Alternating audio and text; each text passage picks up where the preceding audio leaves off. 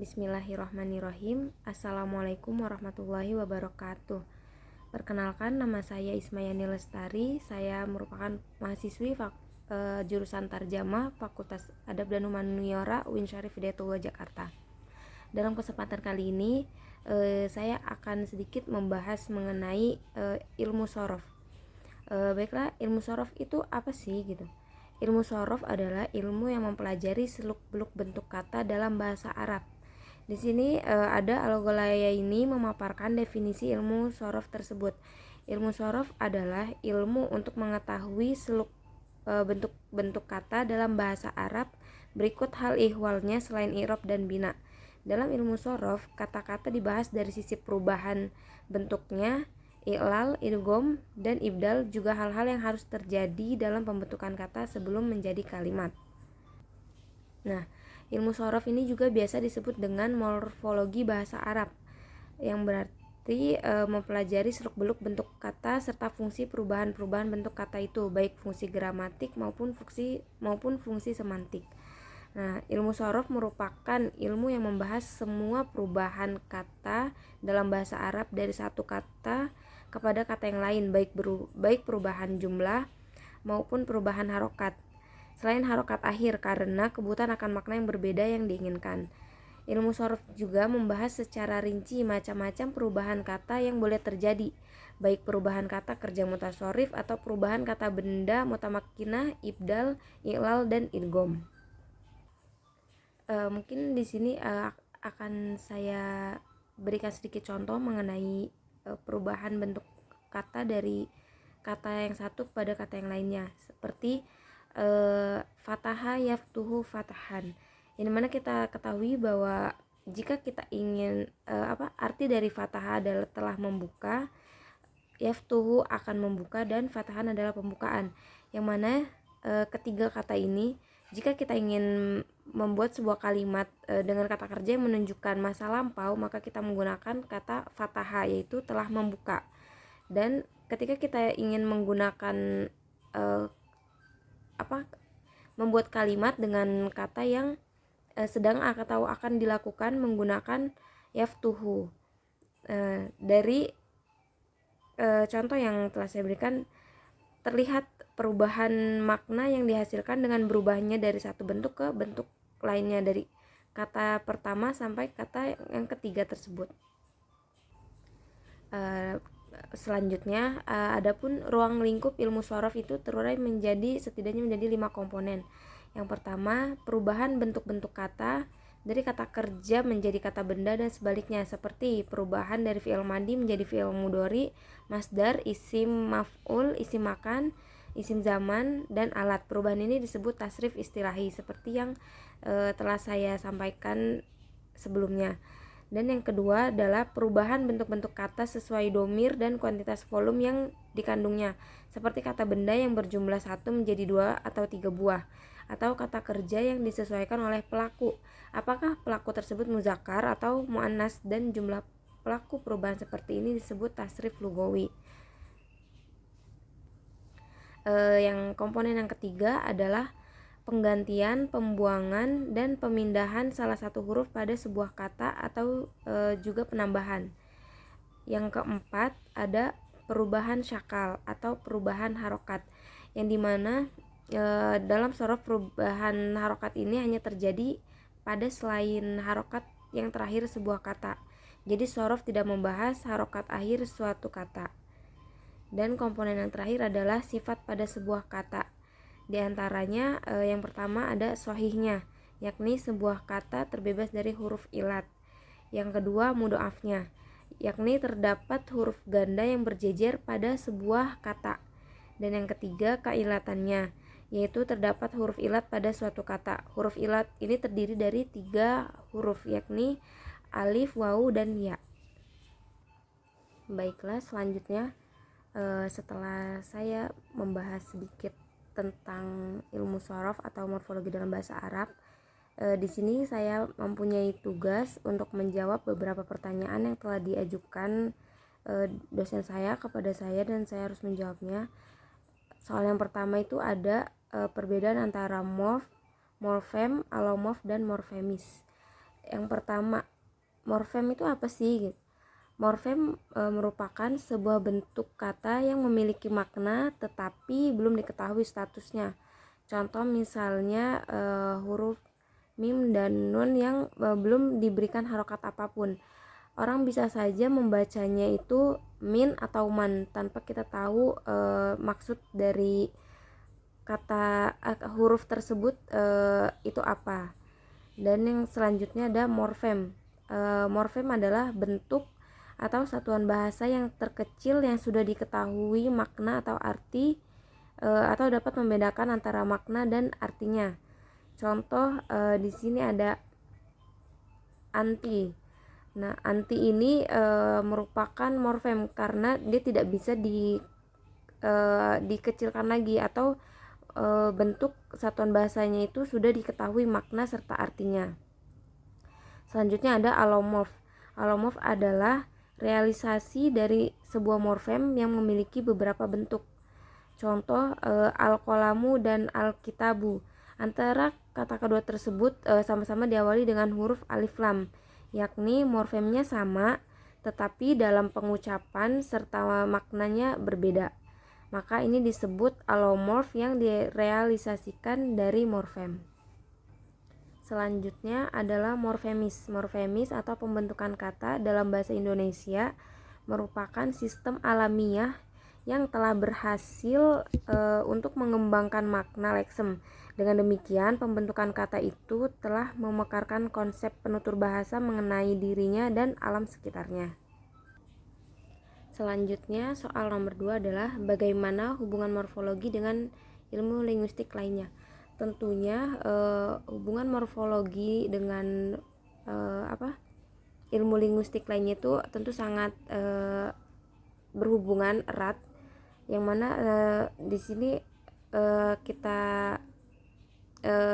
kita sambungkan morfologi dengan leksikologi, di mana morfologi itu seperti yang telah kita singgung tadi merupakan ilmu yang mempelajari perubahan bentuk kata, sedangkan leksikologi itu mempelajari arti yang kurang lebih itu terkandung dalam kata atau lazim disebut arti leksis. Sebagai contoh akala yakulu, di mana ini contoh merupakan contoh morfologi dari akala berubah menjadi yakulu. Tetapi di dalam leksikologi lebih mempelajari yang mana akala ini mempunyai makna berarti makan, seperti itu. Selanjutnya ada hubungan morfologi dengan sintaksis, yang mana keduanya merupakan bagian dari ilmu bahasa.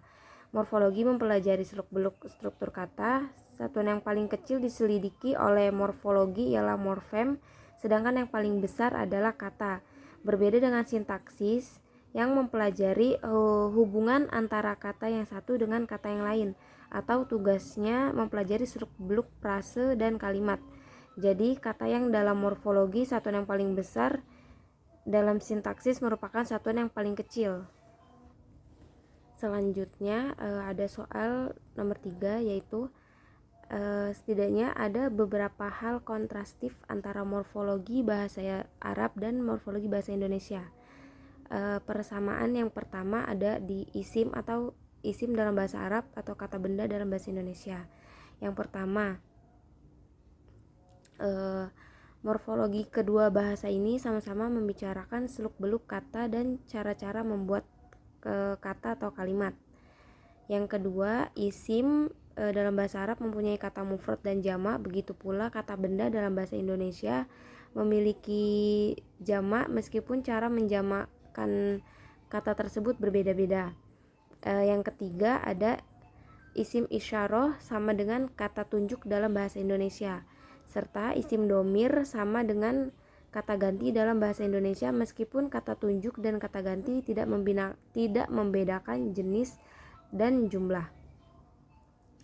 Persamaan yang keempat ada isim dan kata benda sama-sama mempunyai kata dasar.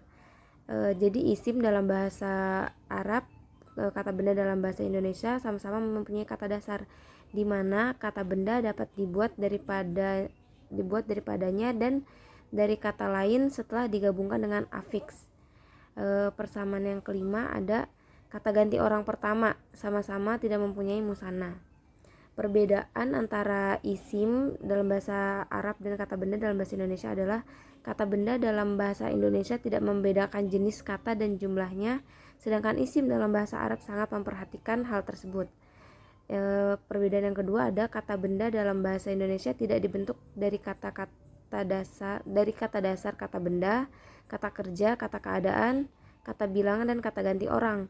Sedangkan dalam bahasa Arab kata dasar itu mesti masdar menurut ulama Basroh, kecuali isim-isim jamid. Lalu soal nomor 4 ada sebutkan partikel-partikel dalam bahasa Arab yang bisa masuk dalam nomina dan verba. Di sini partikel yang bisa masuk dalam nomina dan verba itu ada partikel preposisi, yakni huruf min, wa, dan ila. Contoh minal baiti. Yang masuk ke verba itu ada huruf nasab dan huruf jazm. Kemudian ada pula partikel bi yang tidak dapat berdiri sendiri sehingga selalu memerlukan keberadaan kata lain seperti nomina dan verba dalam struktur kalimat. Dijelaskan bahwa partikel bi memiliki korelasi dengan verba bahasa Arab apabila memiliki pengaruh terhadap pemaknaan verba yang terletak sebelumnya. Pengaruh terhadap pemaknaan verba, partikel bi berfungsi sebagai posposisi terhadap verba. Korelasi yang muncul antara partikel bi dengan verba dan nomina dalam struktur kalimat akan menimbulkan fungsi semantik partikel bi terhadap verba dan juga nomina tersebut. Lalu soal terakhir adalah apa yang kalian ketahui dengan i'lal, bagaimana kaidah-kaidahnya, dan berikan contoh dalam bahasa Arab. Baiklah, i'lal dalam bahasa Arab di sini adalah tata bahasa Arab yang bertujuan untuk mengubah huruf ilat seperti wawu, alif, dan ya supaya ringan dan mudah dalam mengucapkannya. Cara mengubah huruf-huruf ilat ini terkadang dengan cara menukar, memindahkan tanda baca atau harokat, atau dalam bahasa Arab disebut syakal, disukunkan, bahkan sampai membuang huruf. Mohon maaf sebelumnya, mungkin sedikit saya ulang. Di sini cara mengubah huruf-huruf ilat tersebut terkadang dapat dengan cara menukar, memindahkan tanda baca atau harokat, dapat disukunkan, bahkan sampai membuang huruf tersebut. Nah, semua cara itu tentu ada kaidahnya masing-masing yang dikenal dengan kaidah i'lal. Mungkin di sini saya akan memberikan sedikit contoh. Di sini ada kata sona. Asal bentuk dari kata tersebut adalah sowana. Huruf wawu diganti alif, alasannya karena huruf ilat wawu tersebut mendapat harokat sedangkan sebelumnya ada huruf yang berharokat fathah. Jadi terbentuklah sona dari asal kata soana. Contoh lain seperti yasunu. Yasunu asal bentuknya di sini adalah yasunu, mengikuti wazan yaf'ulu. Huruf wawu dipindah ke huruf sebelumnya karena alasannya sebelum wawu ada huruf sahih yang tidak mendapatkan harokat alias sukun. Mungkin cukup sekian soal yang harus saya jawab sudah selesai.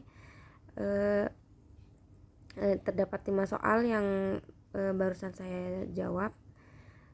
Mungkin kurang lebihnya saya mohon maaf jika dalam penyampaian atau pembahasan materi ini saya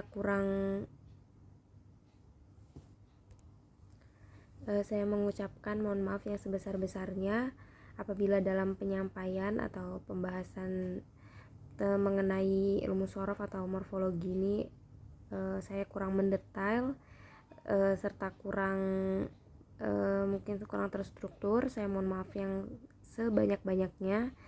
Saya juga mohon maaf apabila ada kata-kata yang kurang tepat dalam penyampaian materi ini. Sebelumnya video ini dibuat untuk memenuhi persyaratan tugas UAS pada mata kuliah morfologi Arab yang diampu oleh Pak Zamzam Nurhuda. Semoga dengan sedikit penyampaian dan video ini dapat berguna, dapat bermanfaat bagi para pendengar, bagi para penonton. Mungkin saya pamit undur diri, kurang lebihnya saya mohon maaf.